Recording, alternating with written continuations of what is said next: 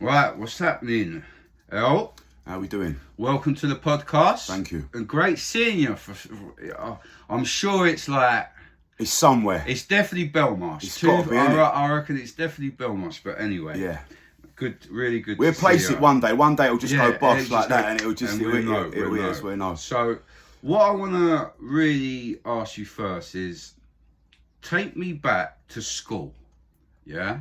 And talk about the last 2 or 3 months you stopped going to school, and then introductory, really, to the life on the street. Yeah, so school wasn't really for me. Bullied a lot in the playgrounds in primary school. As a young boy, I was a mouthy fucker. Probably deserved a slap now and again because of the way I was. Got to secondary school, and I think I lasted about a year in secondary school, and I just quit. And I remember my mum coming on we was on like a board with all the teachers, and I remember my mum coming up, and I just took my I think I had a tracksuit or something on underneath, and I just took it off, and I went, you know what bollocks is, and I walked out, and yeah, I never looked back, and I got expelled from every single mainstream school. Couldn't go back into any mainstream school.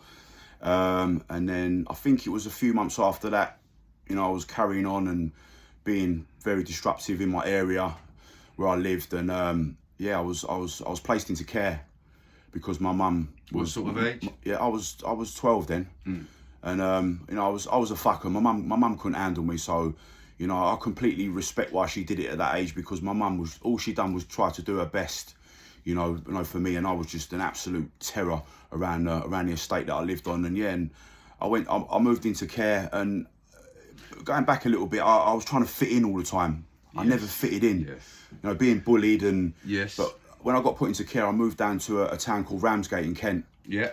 And I didn't go to mainstream school there. I went to a centre. Straight away, I fitted in. Yeah.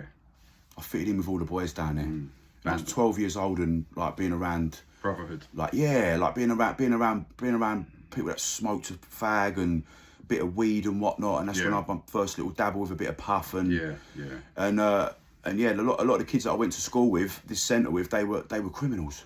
You know, they were doing, and it weren't like low level stuff like shoplifting and this, that, and the other. Like, this was straight in at the deep end. Yeah. Like, they were doing street robberies, and I was quickly adapted to that. Inspired by that, yeah. Yeah, that's what I write about in my poetry. I think of a lot of us, we are inspired by our older generation because we see the positives. 100%. But we don't see the negatives. Come on. And unfortunately, these guys are not honest to us. Nah. All right, so you've stopped going to school. Yeah. I always say, when you stop going to school and you're on the street, especially at 13, 14, if we're honest, we're there to make a name for ourselves. Yeah, of course, and that's what I was trying to do. So that's what I want to hear about. Yeah. In that mindset, talk to me about like why you wanted to have a name and what you was gonna get from being that character. Yeah. So basically, for me, it was just being a part of something. For years, I didn't feel a part of something. I wasn't a part of anything back in London for that time being, whilst I was at primary school, bit of secondary school. But when I lived down in by the seaside, and with the group of kids that I was around, I felt a part of that. And obviously, they was involved in a lot of stuff, like commercial burglaries on shops and mainly street robberies. And I was, like I said, I was quickly adapted to that. And you know, it became a way of life for me with what I was doing. And it was exciting, it was a buzz. And at 12 years old, like doing things like that. And I said something the other day, like my son's 15, I couldn't imagine him doing the stuff that I was doing at 12 years old. I believe, like, even when I write about crime or talk about crime, I don't like to say that I wanted to be a criminal. It's more like I wanted an adventure. Life's crap. Of course. Like, so why wouldn't I do, like, go and nick 1,000 cigarettes out of a cigarette shop, all my mates loving me. Yeah. And I think a lot of the time with us, crime comes from a good place in that sense, as from a young kid. It's not like you're building a brotherhood. That's it. But eventually we realised to get more money quicker is where the violence has to come. 100%. With our lifestyle. Definitely. So what my next question is, Talk to me your first stint in jail as a kid. How old you was? What the crime was? Yeah. What was induction like? What scared you? What inspired you? Yeah. Right, so my first spell in jail was when I was 16. So just going back a little bit, Yeah, go on. I was obviously committing street robberies at 12, 13 years old, and that became a way of life for me, and I sort of adapted to that kind of crime. So when I left care and moved back to my mum's house, I was then up in the ante in terms of the robberies. So my crime then was going onto trains and basically just, to be blunt, just shutting the whole train down and just taking everything off of people. And that was my thing. You know, I was a robber. Yeah, That's how I was. Yeah. And I got nicked for one when I was 16, and literally 3 months before that I'd been stabbed. So when I went to prison for the first time when I was 16 for a robbery on remand, I was vulnerable. And I remember walking into them gates in Feltham, you know, as a 16-year-old, you know, and I felt vulnerable, you know, because I was thinking, fucking hell, like, I mean, if I could get into a tear at my back was right in a bad way. But luckily enough, I got through it. It was only 2 months. After 2 months, I got bail, and I ended up getting a conditional discharge for that. And yeah, that was my first spell in jail. And did I find it hard? Yeah, I did, because it was back then in the 90s. It was a lot of bang up. It was a bit more harsh. There weren't no tellies. You know, when you got there, like, they took your clobber off you. You had to wear their clobber. And if you had one pair of trainers, they took that pair of trainers and you had to get another one. If you didn't have another pair of trainers, they give you shoes. So you're bowling around, yeah, in some blue shirt, blue jeans, and these brown or black shoes what 100 other men have wore. Yeah, but it was an experience. And you know what? When I got out of there, I felt proper. Yes. I thought, you know what? I've been Feltham, because that was sort of a thing back in the day. That was like a gold star. Yeah, on it your was. back, It was. like, It was a when badge. we It were was a badge of kids, honour. It was, and I think anyone, even if you weren't on job, even going there as a kid, you knew, like, everyone around you back outside weren't as tough as you because of what you've gone through. Yeah. Right, so I can totally sympathise with that. Yeah. And even like me, I went jail at 15. Yeah. Right. And like, I grew up around Bexley, so I wouldn't say I'm an inner London boy, but I met a lot of inner London jails, but I connected to them. Yeah. And also I realised, like, when I got out, most of my pals, and even some of my elders, you hadn't been for what I've been through. You might have sold drugs and all that, but you hadn't been in jail and having, like, one fight after another every weekend. Because I always say I learned how to fight in jail, not outside. That's what happened to me as well. That's what happened to me, because me getting stabbed, like, was a difficult time. Like, I was, you know, like, you see, like, when I was picked on as a kid, it was never one-on-one. No, of course it was. It was always like 3-4 bods up, and I was on my own. I used to get bashed up a lot. But like I said, I was a mathy fucker. But over time, people started jumping on the bandwagon with that. Yes. And then obviously when I got stabbed, like, don't get me wrong, I like the geezer got it. Like, he when it happened, he got it. But I didn't see the knife once when he done me. I thought I'd done him. I hit him so many times with an hammer. I thought I'd done him. He just bolted. He ran off. Just bolted, gone. I thought, yes, done him. When I walked up the stairs, I was, like, obviously one of my first girlfriends at the time. She just screamed, and I was like, what? Yeah, you didn't feel it. Covered in blood. Yeah. He'd done me 5 times. Yeah, like, I didn't even see the knife once either. No. Crazy. No. Right. So we talk about. Right, now let's talk about, I would just want to talk about young offenders now. Yeah. Let's talk about the gritty stuff. Yeah. Tell me a couple of situations that you've just seen that are quite obviously disturbing, and I want you to reflect, in a sense, for your son to see something like that. Yeah. What, something that I've seen in prison? Yeah. I see something quite bad when I got my first actual prison sentence when I was 17. Obviously I got sent to Feltham. I got started up from Feltham to Belmarsh, and at that time, I don't know how true it was yet, but they said he was Britain's youngest rapist. Okay. And I was on the wing with him. Okay. He was walking around all like that, and I see him get hot watered differently. Like, he got hot water. It was only, like, you know, one of them prison plastic jugs. Would you reckon they put sugar in it? He screamed like it was... But for me, 17 years old, yeah, for me to see that was the first time. Bear in mind, I've seen it a couple of times already now. It's like normality to me now to see someone get hot water. And people always fucking scream when that happens. Exactly. But he got done. And for me to see that at 17 years old, that sticks with me as well. Yeah. But what he was in for, he fucking deserved it in my eyes. Yeah, 100%. Yeah. But it ain't something that I'd want my son to see, to experience. No. But this is what people don't realise. Like, I think with the public, like, I'm a real realist for me to make my change in my life. And I think the public get bamboozled by the media. They've got a perception. Because they don't realise a lot of the reason ex-offenders are so neurodiversity is because of not even the crime, their lifestyle. It's what they've done, what they've witnessed and what they've had to get through in prison. And I'll do like highlighting. Like I say to people, the worst thing I see. Now, I got starred up like you from a young offenders, but they sent me 1-0. And I was lucky because a few of my elders, like from Woolwich, were there, like Ryan Eric, Lee Essian, blah blah. But I remember the first time. I know Ryan. Ryan and Leon. Yeah, I thought. Yeah, that's it. I was in Blantyre House with him. Because I was in 1-0. That's where I met. Oh yeah, you were saying. But I always remember, because I went there thinking I was a badass. Yeah. And then my elders was there, so my confidence was up. Yeah, of course. Exercise yards. Yeah. And I've already spoke to Ryan. Ryan's got me some smoke. He's linking me up with a phone. Yeah. Gone out there must have been a nonce. Now, I always remember this guy because he looks like my BM's dad, He was tall. Yeah. He looked a bit like an alcoholic on that, but there was this nonce on the yard, And in 1-0, the D-wing yard was massive. Before they rebuilt it, it was massive, and that's how we used to get past Yeah. But the geezer must have just walked past him, and I just looked up. I see him licking with the knife. Yeah. And it just went.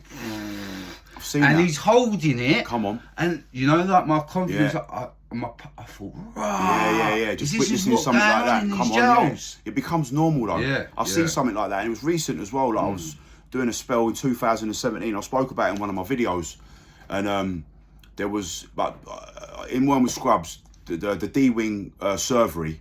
Was an absolute nightmare. There was no walk in, walk out. Like, he was literally pushing a hot plate on the middle of the landing and serving up the food. And everyone that comes through has got a problem. Of course. People trying to nick the food and banged up all day. We basically got a green light to anyone that took the food. We give them a slap. And we knew there was literally like where the servery was on the Twos landing. We knew there was a nonce there, and we knew next door to that nonce was a nonce hunter. No, but listen to this, Go on. So, he's already away for attempted murder for obviously trying to iron out a nonce. What he used to do, he used to come online, instead of coming with the phone and filming you and getting you nicked, he'd come and chop you. He'd put one in you. Yeah, that's what he was in for. Anyway, one day, they've unlocked the nonce by accident. But where they've done the Twos landing first, I'm setting up the servery, no one else is out. So the nonce hunter's not the first cell, the second cell, and then the nonce is the third cell, Right, so bearing in mind, so imagine first, second and third, They've unlocked the nonce. Listen, the nonce hunter's walked back in his cell, come back out. I thought he slapped him. I just saw that like that. Even the fucking nonce, he's gone like that, thinking he's been slapped. It took probably 2 to 5 seconds, for him to realise that he'd been stabbed in his neck. The blood, where he cut him so deep in his neck. Like, it took a few seconds for the blood to come out, and the blood was literally, it come off the landing and was literally like inches away from the servery. And then obviously the other guy that was probably in the cell 4 next to him was like, mate, sit down, you've been cut. We're all looking up thinking, fucking hell, he's a nonce, just fucking leave him. But he's ended up dropping on the floor, screws have come, they've obviously grabbed hold of the geezer that's done him, banged him up. And then, banged everyone up, and I think he got airlifted to hospital. I'm not too sure what happened to the nonce, because we got banged up. Pretty sure he got put in the block. Another charge, I'd imagine. It was something mad to witness, though. Because I always remember in Belmarsh, because this is what people don't realise, like, see Belmarsh, I always remember, like, some of them were right. I remember this geezer from Hastings, he used to wrap up bank managers. And he got done for killing, I think, the woman. But because he liked Belmarsh so much, because he got a life sentence, they were looking into shipping him out. So Yeah, every yeah. time that any talk of him being transferred, Yeah. he would go and do something. Yeah. Or the screw would say, "Oh yeah, you know he's a snitch." Or, Yeah. you know he's a nonce. Yeah. And then he'd catch another case to Yeah. stay in that jail. Yeah. Like, it's mad. It's just the way it works. Yeah, it's just that the way mentality. it works. And people don't understand that from the outside. Because I always say this to people, what people don't realise is like, even me, so I've been out nearly 4 years now, yeah, and I have totally different mentality. Yeah, I've worked my arse off through personal development to get where I am. Yeah. But if I got nicked and went Belmarsh or Elmley for 3 days, you know, all that work be disappeared because I'll go back to my old self. It's gone. And this you have to stay on that path that you're on. And this is what, like with all the, you know, like license recalls, Yeah. they're so easily want to banging people up because then they're not a problem to society and to probation. But you don't understand the damage you're doing to us. Yeah. Do you see what I'm saying? Yeah. And this is why I want to highlight and do this. Yeah, of course. Right. Now, let's get to saying humour. Let's do this. Right. I've got a couple of stories. I'm going to bring one up. Go on, but let's go. I want you to talk about a screw, a prison officer. Right. Yeah, we all know them. Yeah. We like some, we hate some. Yeah. I want to talk about, we used to call him Robocop in Rochi, yeah? Right, okay. So we're all young offenders, like, big up Bieber. I know you're not well, son, but... I know Bieber. Yeah, keep up. I was in Rochi with him 2016, 2015, 2014. See, we must be in Rochi That's where it was together. then. Listen, we cannot work out where we've seen each other. We've seen each other somewhere. Yeah, well, maybe anyway, it's in another life. Anyway, so I was on H Wing, yeah, Right. and I got grabbed for a phone, Right. right, and they've sent me to D Wing, but all the boys are down there. Beaver's down there, and then I think Beaver went G Wing, Yeah. right.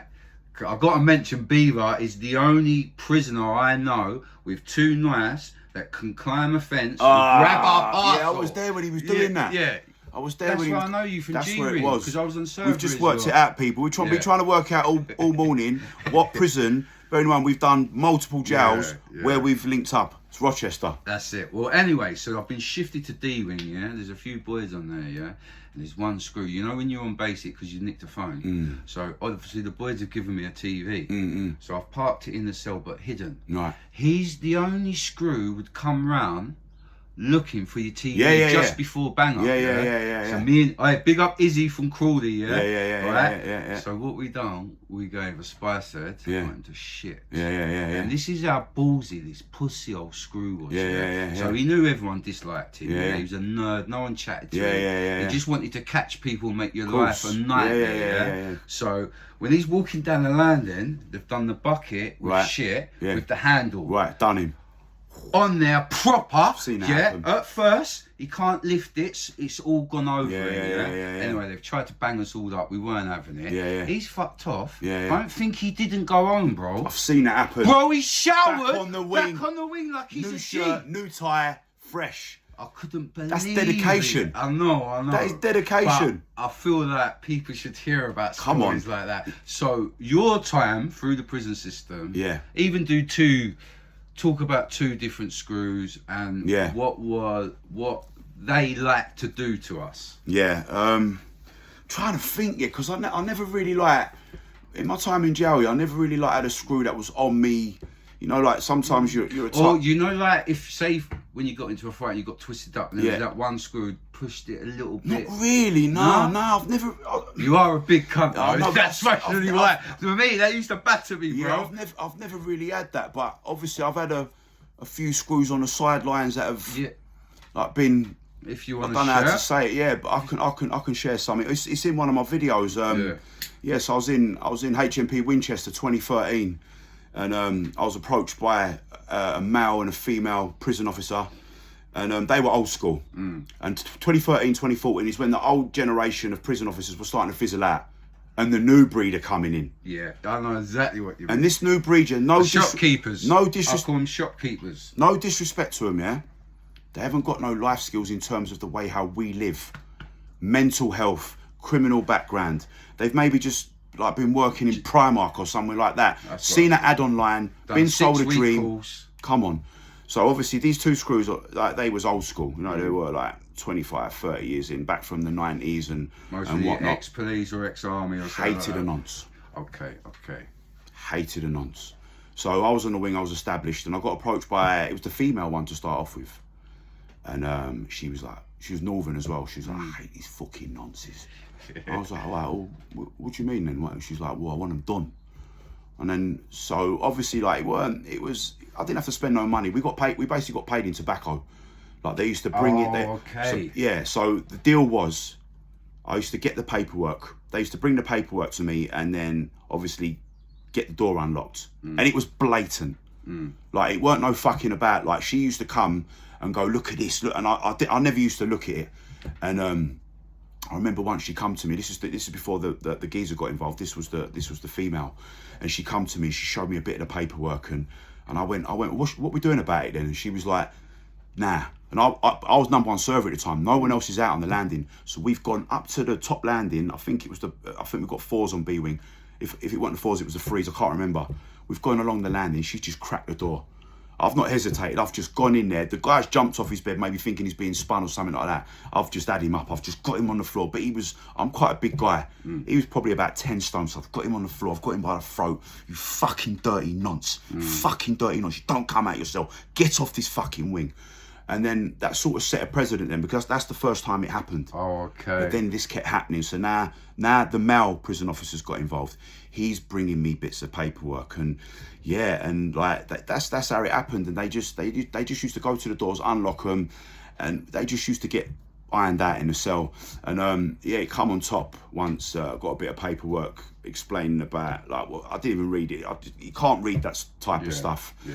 You know, like it's disgusting. It's revolting, and they fucking deserve what they get. And I got this bit of paperwork, and I said to my co-D. My co-D's was a bit smaller than me. I said, listen, this geezer's probably about 8 stone, 9 stone. I said, the door's open. You know, like the door's open, but then you can go on the latch. Yes. I said, the door's open, yeah? Just go in there, bash him up, put him on his bed, bang him up, yeah? So anyway, he's gone in a cell, smashed him up, yeah? Gone like that to the door. So the lock's like that now. So you can't bang the door. Now everyone's got unlocked, yeah? This fucking nonce is over the other side of the wing. I'm not even joking, yeah? For about half an hour, 45 minutes, yeah? About 20 man are going in the cell, ironing this geezer out. Like, he got hot watered, cut, stamped all over, telly smashed on his head. And he didn't leave the cell. Like, he took the beating badly. When he come out of the cell, the size of his nut. And he walked down the landing, and the whole wing was going mad. God, fucking get off the wing, you dirty nonce. But it was sort of bear in mind, this was going on for about 6 months. This was sort of the end of an era for that, because after that, the SOs knew what was going on, because they was old school as well. But they left it to the male and the female officer to deal with it. And I got called in the office by the SO, and he said, like, what was your co-D doing? I went, I said he weren't doing nothing, Gov. I said he was just making sure he's all right. Showed me the CCTV, my co-D walking past the cell, not just walking straight in there, but double backing. Red hot. Yeah. Gone in there, and what happened was, I was away from it. What happened was they moved my co-D off the wing, shipped him out straight away, lively. And then I remember getting a letter from him saying, fucking hell, they've only come and nicked me. And they nicked everyone that went into that cell, that bashed him up, done him, hot watered him, stabbed him, telly on his head. Outside court case. Yeah, no, but he never went nowhere. At this time, while this was going on as well, bearing in mind it's association, yeah, there's about 20, 30 people leaning over the railings watching what's going on. They all get put on basic, because the SO's had to act on it. He knows what's going on, but he can't let anyone higher up here know that he knows what's going on. And this is how it used to be. I'm not even joking. No, because it's like with us. Like, I remember at Rochi, like sometimes we used to post pictures of all our parcels. Beaver, I tell you about this.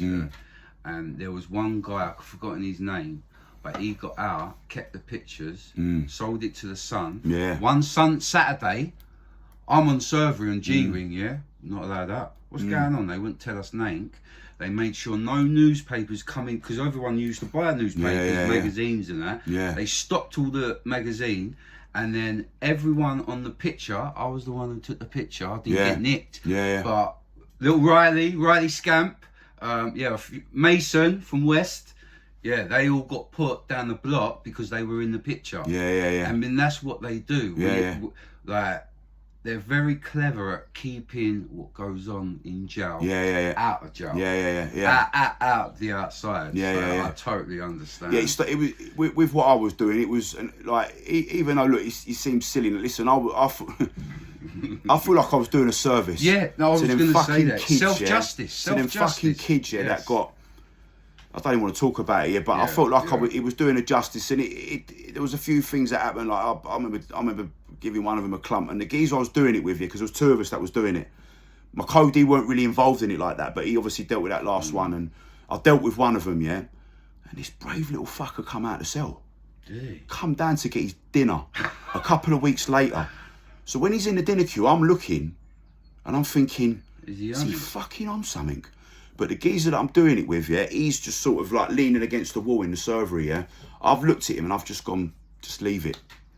Anyway, he's come through like that. Default with him. He's turned round, bosh, got it, knocked his teeth out, blood everywhere, but that one sort of got brushed under the carpet.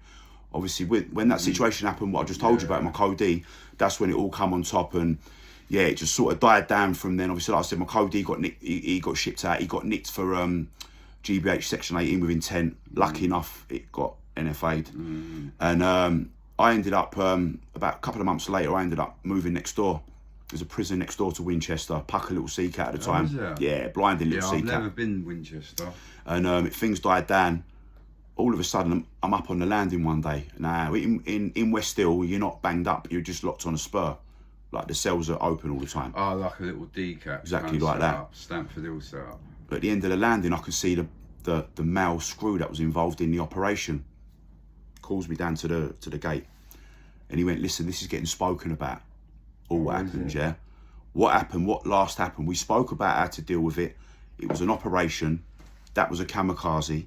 I'm just letting you know that if there's any involvement with police or my liberties at risk or anything like that, it's going to be you over me." Basically, throwing me under the bus. And I just sort of went, I ain't got nothing to say to that. And then he walked off. Then I just cracked on and done what I did. I'm surprised he didn't try and get you shipped out, Do you know what?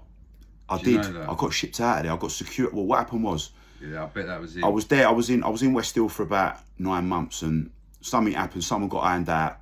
They said it was me, and they come to me. They called me to the office. Now they just call you on a tannoy, and you can just it's freely. It's not like you've got to come to your door. They could just call your name and go to the office. Go into the office. And they said, look, we've got a progressive move here. Bearing in mind, I was in West Hill. There's another prison next door to that called the Herne. You go there, you can start getting roles, you can work out and whatnot. So I'm in the office, and this governor and this SO are telling me there's a progressive move for me. They've spoke to the governor in HMP Portland. I'm like, Portland? I'm not going Portland. They said, listen, you can either go there as an enhanced prisoner, and progress, because you're going to go there. It's going to be a better move for you, or you're going to get forced to go. And I said, bollocks, I ain't going nowhere. Anyway, I've ended up getting wrapped up. I've ended up getting taken from West Hill over back onto the main side, put in the block. Now, Winchester block at this time, wow, they used to take your mattress off you in the daytime, full of cockroaches. It's not for the faint-hearted. They're coming to me every other day. You going to go? No. Weeks gone by, no. After about 2 weeks, I'm at the door now, I'm pressing the bell. Fucking get me out of here, take me to Portland. Get me out of here. Now they don't want to ship me out. I'm in this block for a month, All of a sudden, doors open, they're gone, you ready to go? And I'm like, I'm ready to go. They said, well, you've had a touch. Basically, in them type of words, you're going Rochester. And that's where that's where I've ended up getting security moved out of that block in Winchester to Rochester, and then because I went Portland back in the day. It was a shithole, mate. It was run like the army. So that I'd done that on my first sentence when I was 15. And like big up Nick Colton. That was a fucking hard job. They used to make us run marathons. Swimming, wear a tie. I've heard about all these stories. And see people go on about K12 at Feltham, ride Portland. That was much worse. But my next question that I want to ask you is, tell me, like, if you could describe what the block is for and what is it like? Okay. For our viewers, remember viewers, this is like the police station inside the prison. Yeah. If that makes Yeah, sense. that's yeah. And I always say this, even the wording when you get spoken by the governor you're nicking, and the way they expect you to give them so much respect. Yeah, of course. It's so ridiculous. Yeah, but yeah. if you could go into that'd be yeah. sweet. So every block in every prison in this country is run by severe discipline. And you even know that, even if you're going down there for an adjudication, whilst you're in that block, you put in that cell, then you go in the room, you're up in front of the governor, like you feel that atmosphere and how it's verbalised to you. Yeah, just how it's like to be in a block. And I've done a few blocks in my time, and so basically you're incarcerated. Like when you're given CC, and that means basically going up for an adjudication, and maybe you've been caught with a phone or something like that, maybe for the second time. And they can give you cell confinement, maybe for 7 days, maybe for 2 weeks, maybe if you're taking liberties for 3 weeks. And also there's another thing called GOAD, which I've been put on. That's what I was on when I was in the block in Winchester. Good. And that's called good order and discipline. And you can be in the block for months on that. And just give them a quick routine of a day, how Right. you used to, I'm talking about the choices they give you Right. for phone calls, Yeah. what you used to do to kill your day, and tell me how your behaviour was during the day, because I'm going to share a story with the viewers after, and how your behaviour was in the evening. Okay. So I'll just reflect on the last time I was in the block, so that would have been 2021 Elmley block. Gosh, at all. I got 21 day CC, and the routine there was get your CC, you then take it into a cell by 2 screws. Yeah. They then take all your clubber off you. You then get handed a t-shirt, tracksuit bottoms, jumper. It's probably been worn about 100 times by about 300 different geezers. And the Velcros, the wonderful Velcros, always reminds me of pot of paper. They strip you down of everything, and you're confined to that cell. And the routine I had there was they didn't give you all 3. You had a choice of 2. Yeah. So it was either all 3 of them was shower, phone call, and exercise. So every day you could have 2 of these. And tell them how long the exercise option is. Yeah. How long your phone call option. Yeah. And what sort of the shower would be offered. Yeah. So with the exercise, you're getting no longer than 20-30 minutes out there. Yeah. And you use that time wisely. You can either do laps, or you can do a workout, or sometimes you're put in a cage. In a block, 9 times out of 10, you're put in a cage. There'll be someone next to you. You can have a chat. Yeah. Being on the phone, they come and get you, and then they put you into another cell where there's a phone. And some of them give you a bit of time, but you're getting no longer than 10 minutes on the phone. Yeah. With the shower, you don't really want to be in them showers that long. It's so cold. The flies. What about the flies? Oh, it's just you don't want to be in there that long. You want to quickly get in there, do what you got to do, and get out. And that's in the daytime. Obviously, get your food, and just depending on your situation, you could be on, for example, if you're a bit tasty, you could be on 3-man unlock. Yeah. If you're on 3-man unlock because you're a bit tasty, you've been kicking off, you're getting unlocked by 3 screws, taken to the servery to get your food and come back, or they're bringing the food to your cell. Night time, you ain't doing nothing at night time. It's either read a book if you're into that, or just window warrior, isn't it? Or you're just listening to what people are saying out the windows. I won't really like that, being at the windows. I was more of a listener. I just used to bang the push-ups out. Yeah. And the last time I done the last bit of spell block I done, I got 21 days. And after 2 weeks, it was getting to me a little bit, because it ain't for the faint-hearted. It's a mindset thing. No. And they come and got me after 19 days and said, look, we need the space, you're going back to the wing. Yeah. And I went back to my same cell. They kept my cell for me. Strange. And I remember coming on the wing, I spoke about this in my videos, and everyone was banged up. And I went, what's happening, boys? Everyone was banging their doors. Because I was back. It felt like you'd just been released. Yeah, it's like a celebration of getting back on the Yeah, because you feel like you feel buzzing, like you're getting out of... You've been in a routine for a couple of weeks, where everything, all your privileges and the things that you've got around you on the wing have been taken away from you. Yes, and to get that back, even though you're still in prison, like it's big kind of a thing. nice feeling for an hour or so. Yeah, it is a big thing. Then you get used to it. Yeah. Totally. Yeah, I totally agree. All right. Now, what I want you to do is talk about your brand and your mission. Right. Okay. All right. And I'm just going to let you do your business. Yeah. Thank you. Right? Yeah. So the brand is Pavement to Prisons, co-owner, alongside one of my good pals. Big up, Scott. And just to explain the reason why we call it Pavement to Prisons. So back in the 80s, when all the armed robbers were getting away with everything, you know, there was not really a lot of cameras and didn't have all these squads. Obviously, had flying squad, we know that, but they were getting away with a lot of it. And a lot of these robbers used to say the London streets are paved with gold because they were nicking hundreds of thousands of pounds out of these banks and all these other places they were robbing. And it just become a term then. So when we say we're going on the pavement, that means we're going to commit a crime. So me and you are going on a bit of work, we're going on the pavement. Yeah, on the pavement. So that's how I see it. So my brand, if you look at my logo, you'll see like a gold pavement basically leading into a prison. Because that's where it is for me. Yeah. And the reason why I have it like that is because greed always gets the better of me. That's why I end up in jail and I make mistakes. Once greed takes over, that's when you make mistakes, and then your mistakes become your reality, and that's prison. Yeah. So my brand is Pavement to Prisons, co-owner again, and my mission, my goal now, my mission before, my destiny was to become rich and be someone living off the world's misery. But now my destiny, my mission is to help people. I love that. I want to get into these young people's minds at 12, 13, 14. They're taking drugs, they're committing crime, and it's a mindset thing, and that's where I started at that age. I didn't have that around me then. I've got the tools and the experience to get into these young people's minds, to change that at that age, to make them know that there's another life away from taking drugs and committing crime, to be someone, to know that when they get, because when you're 13, 14, 15, that's moulding the way you're going to be. That's it. You know, when you get into your late teens, exactly. Yeah. So if you're committing crime 12, 13, 14, 15, chances are 18, 19, 20, when you're in your late teens, you're gone. Yeah. You can't pull them ones back in. No. So that's my mission now, and I've done it before.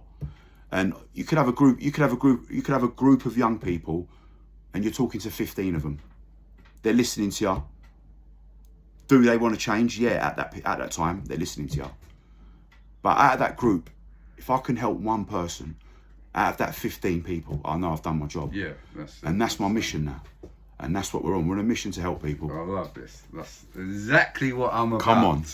So listen, I just want to Stopping say, crime and saving lives. That's it. And it's the little things, and it takes a community, like a real community, to make a real change. But while we do it as individuals, if we can help the ones and the twos, that's all we can ask in life. So thanks for coming in, and I'm sure we'll line another one up. Yeah. We've got a part 2, haven't we? We're definitely going to have a part 2. We've not even scratched the surface with this. We've not scratched the surface at all. But is there anything else you think you want to get out? No, I just want to say thanks for inviting me today. You know, like I've accomplished everything that I've needed to accomplish in terms of the small things that I've needed to do in my life. Yes. For me, it's all about helping people, but at the same time, it's all about personal growth. Yes, 100%. I'm trying to be a better person, a better man. Actually, I've got a quick question. Yeah. So for me, I would say the biggest two things I've learned to change my life is patience. That's one thing I haven't got, and I need to get that. And being honest, truly with myself before I'm even communicating with anyone else, because it allows me to reflect and do the right habits or systems. So what would be the two things you've learned, not since you've been out of prison, I want to say in the last 18 months, what are the two things that you think that have really helped your personal development journey to be in here right now in the last 18 months? So it's funny you say that. So within the last 18 months in prison, I've done an intense therapy course. Now these courses in prison that I did with these psychologists don't come around easy. Outside you're looking 10, 15 grand to do this course. It was in a group, and it really got down to the deeper, darker side of things, like why I do the things that I do, why I'm so like destined to make loads of money to do what with. It's not going to go in the bank. No, of course not. I'm not going to be able to put it anywhere. I'm going to stack it up underneath a bed or in a loft somewhere. What am I going to be able to do with it? Nothing. But I'm so fixated on making that money to be someone for what? Like, is money really truly make? All right, let's have it right. We all need money. We need money to pay our bills and get by. But is it really truly making me happy? And yeah, just on that therapy course, like I said, it got down to the nitty gritty, to the deeper, darker side of things, and it gave me a different outlook on life. It made me appreciate life. It made me appreciate that life is important, life is precious, and a lot of people don't see that. No. I'm trying to advocate that at the moment. If your head's down, tomorrow's a brand new day. Appreciate life. And be the best version of yourself. Yeah, because you've said that really, really well. Because I think we get so stuck in the matrix, the society, that you got to take it to the basics. 100%. It's absolutely magical that we're alive, breathing, conscious. Yeah. And we're just gonna spend the rest of our life in jail. And that's what I mean. With what I just said a minute ago, I've took my life for granted. And let's have it right. The things that I've done over my 30 years of crime, violence, and prisons, I could have easily killed someone, easily been killed. Yeah. We're very lucky. Yeah. We're very lucky. Yeah. You know, we've done a lot of bird. We've done it in spats. We've been out, but I've done 16 years. I could easily be doing a life sentence right now, and I'm truly grateful that I get another chance at life. That I get to sit here with you today and speak about things that we want to do, be positive, throw positive energy out there, and just a new way of life. Yeah, bravo. Come on. Well, listen, guys, thanks for watching. Make sure you like and share. And like I said, we've got a couple other bits planned. And obviously, the more we get the videos out there, the more I'll be able to persuade gentlemen and women just like Elle, myself, to share our story, because they are interesting. Life is hard, and it's choices and voices. One day we can be here, the next day we could be gone or back in prison. But if we keep trying and being consistent, all we can do is try. That's all we're trying to do, and share our story. But we're going to make it. All right. Cheers. Adios.